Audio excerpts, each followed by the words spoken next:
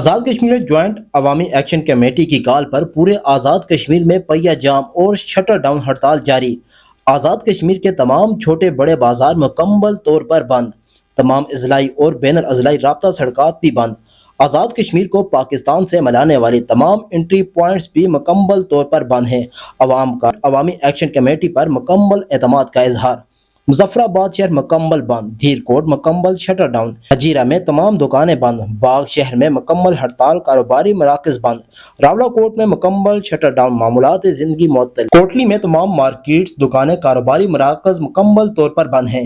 شہر کی تمام سڑکیں صاف اور ٹریفک غائب۔ جنڈالہ بازار میں مکمل ہو کا عالم، بازار میں مکمل ویرانی۔ جنڈالہ، جنڈاچی، تھالہ بازار، پانی والا بازار میں بھی مکمل ویرانی کے ڈیرے۔